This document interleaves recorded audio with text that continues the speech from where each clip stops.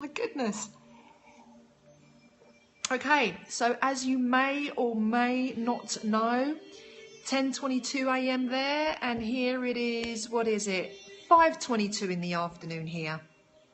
Okay, so we are carrying on with our soul voyage disclosures. So let me just grab my notes on that for you. Only an hour for you. Oh my goodness, have you guys been keeping each other up? Okay, so guys, we are now onto our twin flame disclosures. It's going to be very interesting, and trust me when I tell you it ain't the romantic version, okay? And the reason it's not the romantic version is because it's not that romantic at all. And I've got Carmen here, and I think she just wants to say hi before we continue because she's jumping on my legs and stuff. So there's Carmen, and she says hello to everybody. Say hi, Carmen. Okay, there you go. All right, and back to what we were up to. Miss Lightworker, yes, she is indeed. All right, guys. So we're going to launch straight in. Thank you to you lot who just shared on with your community and your favourite platforms. And yeah, she says hello to you too. And thank you for sharing on. Thank you for following. And here we go. It's 7 bullet points, and I will discuss each point with you as we go along. And here we go. Twin Flames, guys, soul disclosure. This is volume 8. This is volume 8. So we start this, hello to you, with an excerpt from one of the Holy Scriptures, and it sounds like this.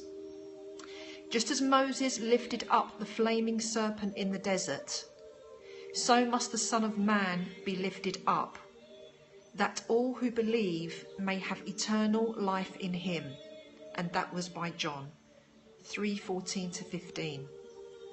So the reason why I popped that in, Truth Crew, is because it talks about the flaming serpent, and the flaming serpent, in fact, is our fire element that it refers to. It refers to our wisdom, and it refers to our DNA. So it's referring to all of these things. This is why, well, that's Carmen sort of knocking my screen at the back there, so I've got to hold on to it. Can you see Carmen knocking? Carmen's knocking the box. Okay, so just holding on to that. So here are, guys, the 7 twin soul flame truths. Hey Erica, how you doing, my darling? Thank you for nipping in. So here is disclosure number 1. Forces of darkness have an objective that's to do with our twin flame energy. Hey to you, sweetheart, thank you for being here. They have an objective, and that is to sabotage or delay enlightenment. So it will unfold, and you'll understand what I mean by that as we move along. Thank you so much for your hearts. I really do appreciate it. Disclosure 2. A twin flame is in fact a mutation or a splicing of one's soul codes. Is this Kundalini energy one of the questions by Papa Smurf? Yes, it is. It's all one of the same. Fire element, Kundalini energy, spiritual DNA. These are all different words describing exactly the same thing. So it is a mutation or a splicing of one's soul codes, and this is why it creates so much confusion. Disclosure number 3. They all kind of add up as we move along. This in turn leads to a malfunction of spiritual awakening and the DNA codes. Thank you. Glad to hear that, Papa Smurf. How are you doing today? So this causes malfunction. So twin flame energies, Truth Crew, are actually something that's really quite disruptive and destructive for the bigger part of it. It's not always like that, but mostly it is. Disclosure number 4.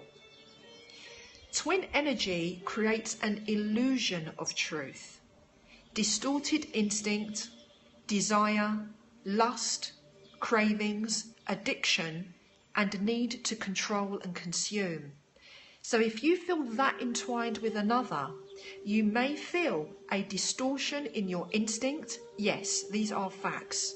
In your desires, create a false or an artificial lust cravings for that person, addictions, and the need to control or to consume that person, or perhaps that person might be wanting to do that to you. Okay, so is it starting to make sense to some of you? We're on to disclosure number 5. It also leads to the creation of dysfunctional relationships or dysfunctional sexual activity. It may lead you to stay in a bad relationship or a bad marriage. It could lead to the abuse of sexual energies, even to the point of promiscuity. Okay, so I'm not saying promiscuity is a bad thing. I'm just saying where there's twin flame involvement, it can create this frequency. Okay? Disclosure number 6. These are active components that feed the survival matrix. So it actually makes you feel that if you are not engaged with this person, or if that person isn't engaged with you, that you will have a need to survive, or that you cannot survive without them. Yes, I totally understand what you're saying with a friend, and it doesn't necessarily mean that it's a lover, again, like we talked about the previous time. It could be a friendship too. But twin flame relationships, 99% of the time, will be of a destructive nature. It is the excess or the deficiency of your fire element or your Kundalini energy. And for our 7th and most important disclosure, twin flame energy is the destructive manifestation, as I just said earlier, of the fire element. And guys, these 7 disclosures are excerpts from my class Samapana, which is all about the 5 elements and how they affect us on our daily lives, in our daily lives, collectively and cosmically. So those are our 7 twin flame disclosures. I would invite you to play it back or go onto YouTube and replay it and contemplate on each of those points, because they are very valid, they are very important, and sometimes we do need to free ourselves of that. There are also some processes that I conduct that are for freeing oneself and for healing one's twin flame energy, to retrieve their twin flame energy and to mend their DNA energy. And this is something very deep that may need to be done in order to retrieve our 4 DNA codes. But that specifically, Truth Crew, is something that I will be going into deeply in my one-day class, which is called Astrogenetics, which is all about healing advanced DNA. So I hope that you enjoyed those disclosures. I hope that they made sense to you. And if they didn't, is there something that you would like to ask? I've got a couple of moments, I believe, about 5 minutes, where I can take a little bit of a few questions from you if you have any on this subject. By the way, I'd just like to add that twin flame energy beings that we are connected to, they do not come as frequently. You're very welcome. They don't come as frequently as your soul family or your soulmates. They are far more rare. So you may have up to about 3 twin flame type of situations or relationships in a lifetime. And for the most part, they're usually very, very troubling, very, very troubled, and can create quite a lot of havoc. Is the twin flame an aspect of duality, says Papa Smurf? Yes, it is. Ella Love says, would cord cutting do any good? It does, but usually, because there's a lot of data that supports this whole situation, cord cutting alone just may not cut it. Okay, so you may need to cut and recut and cut again, and it may be very repetitive. There may be patterns and repetitions of it because it's very deeply embedded into the energetic DNA, and this is why we have patterns and repetitions. So cord cutting may help to a certain degree, but when you're dealing with twin flame energies, sometimes it's not as effective, let's say, and doesn't really offer permanence if it's a very deep situation. And in the case of twin flames, it normally is. Does that answer your question? Is there any more before we hit the road? What is the singularity mirror to the duality of twin flame? Living water. What do you mean by the singularity mirror? What do you mean by the singularity mirror? Because there's also a lot of misconception about mirroring, okay? Not everything is about mirroring, even twin flames. It will offer something that is dual, something that is opposite to you, not necessarily a mirroring effect. It does not mean that twin flame has something, you have something within you that's within them. That's not necessarily the way. But twin flames shouldn't be in the same place at the same time. Isn't it dangerous?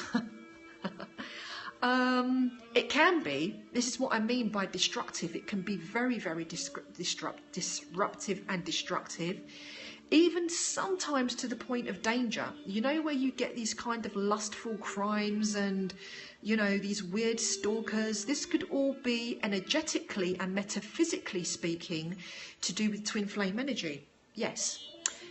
Papa Smurf says, if there is duality, I find that there is usually the opposite in singularity, mind versus heart. Right, I see where you're coming from, yes.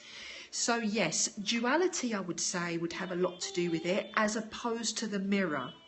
Be careful with mirror concepts because they can be deceiving and they can be misconstrued at times. Hey Wanda, hello my darling Andrea, how you doing? So a couple of minutes left for any questions or comments. Then I'm going to have to close this transmission, and I will invite you to go back and replay it here or subscribe to my YouTube channel where you can stop, start and watch again. Hey Wendy, how you doing, darling? Yeah, Andrea's in the house. Haven't seen you for a while, hun. How you doing? Lovely to have you here. Big Blonde Hunk says, is twin flames addicted to a person who is bad? That's a very broad statement, you know. You're very welcome, thank you, and I appreciate you being here. It's a broad statement. Doesn't necessarily mean bad, although it can be bad for the person in question. Does that make sense? So it could be bad for you, but it doesn't mean that that person is the devil or is, you know, a criminal or something of that nature. It just means very much conflicting and corrosive energies, you know, like when you put the opposites of two magnets and they kind of like push each other away, it would be more that kind of thing. So it could be bad for you personally. Does that make sense?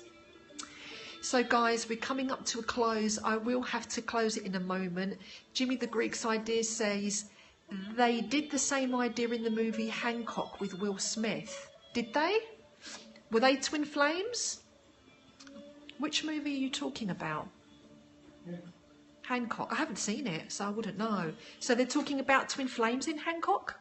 They don't say it, but in the movie they were supposed to stay away from each other because if they were together, it caused a lot of damage and bad. Right, excellent. So there's a prime example right there. Twin flame people are harmful to each other. Yes, they are. Yes. How they got weak as they got closer. Right, exactly, Papa Smith. Yeah, it weakens you as you get closer. So you do have to correct and retrieve the twin flame energy within yourself, heal it and become whole again so that you can extract yourself from that disastrous counterpart that is, you know, an outside being, something outside of you. Twin flame energy, guys, just to conclude, it's something that needs to be healed within the self. The twin flame energy is within you and within nobody else. So stop going out there and looking for that twin flame because they are bad news. Okay, heal it within the self. That's the Hancock theme completely. Wow, never knew. I've never seen it. Chris just here told me about it. I guess I'm going to have to watch it now. So it completely confirms my intuitive perceptions. I'm sorry if I'm quieter than usual, trying to understand the material or watch replay. No worries, my darling, not at all. So did me a favour by stopping our relationship. Yes, Allah, if it was a twin flame relationship, then definitely you did do yourself a favour. Guys, I'm going to stop this transmission and nip back in. If you've got any more questions, don't touch that dial.